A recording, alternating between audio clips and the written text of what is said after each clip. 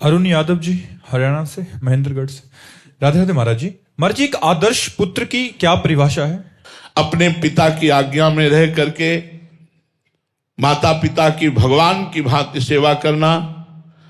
जैसे तुम्हारे मल को धोते समय माँ को हिचक नहीं हुई, ऐसे माँ पिता को अगर शौच है, अपवित्रता है, उनके वस्त्र हैं या नाना प्रकार की बीमारियों से ग्रसित हो जाएं, तो भी हमें हिचक ना होनी चाहिए। वैसे ही हम उनकी सेवा करें अपना भगवान मानकर।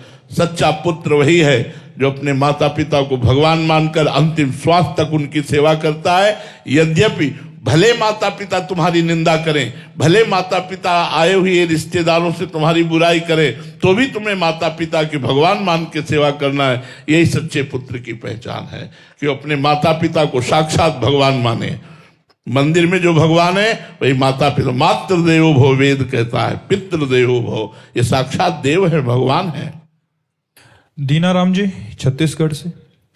राधे राधे महाराज जी। महाराज जी, दो साधक एक ही गुरु प्रदत्त नाम को जपते हैं। एक साधक को अनुभूति और साक्षात्कार का प्रयास हो रहा है, पर दूसरे साधक को कोई अनुभूति नहीं हो रही, तो दूसरे साधक किन कमियों की वजह से कुछ अनुभूति नहीं? पहली बात तो उसका पूर्व का पाप अधिक होगा। दूसरी बात उसका प्रयत्न ढीला होगा। तीसरी बात वो प्रपंच के भोगों में ज्यादा रति रखता होगा, क्योंकि वैराग्यवान ही भगवत तत्व का अनुभव करता है। निष्पाप पुरुष ही भगवत तत्व का अनुभव करता है। तो हो सकता है अगर वो सही ढंग से चल रहा है तो उसका पूर्व पाप प्रबल है और उसका कम है, तो उसका भस्म हो गया और वो आगे बढ़ रहा है। वो आपका पूर्व पाप भस्म कर रहा है। आपका भजन आप करते रहिए, आप आगे बढ़ जाएंगे। या हो सकता है आप मनोरंजन कर रहे हो विषयों का, आप शास्त्र विरुद्ध आचरण कर रहे हो, तो आप जहां हो वही ठप्प बने रहोगे, अगला आगे निकल जाएगा।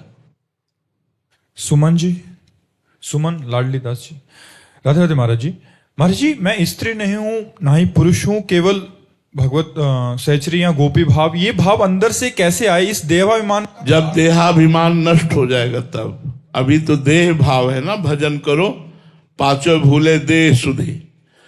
देह शुद्धि तब भूलती जब भजन करते करते तन्मयता हो जाती, निष्पाप मन हो जाता है, मन बिल्कुल भगवान में तन्मय हो जाता है, तब देह शुद्धि विस्मृत होने लगती है। देह स्मृति रहित कार्य होते हैं। यही तो महिमा है अध्यात्म की, कि ऐसा नहीं पागल हो जाता है या उससे कोई कार्य नहीं होते।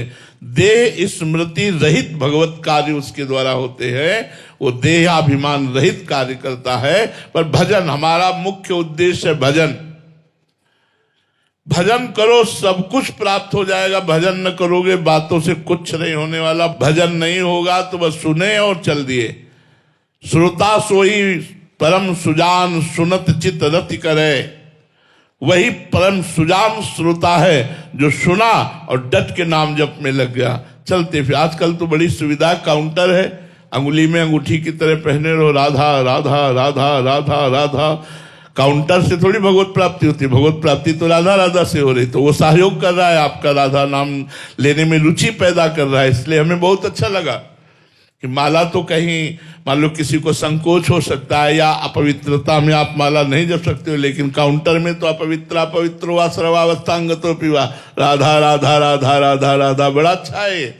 कलयुग भगवान ने बड़ी कृपा की, बड़ी सुविधा दे दी है। मोबाइल दे दिया है, कोई भी कार्य करो कान में लगा लो, सत्संग चल रहा है, बढ़िया है। भगवान नाम कीर्तन चल रहा है, कितना बढ़िया सुविधा दे दी भगवत प्राप्ति की। तो खूब नाम कीर्तन सुनो, भगवत चर्चा करो, भगवान नाम जप करो, मंगल इसी में होगा।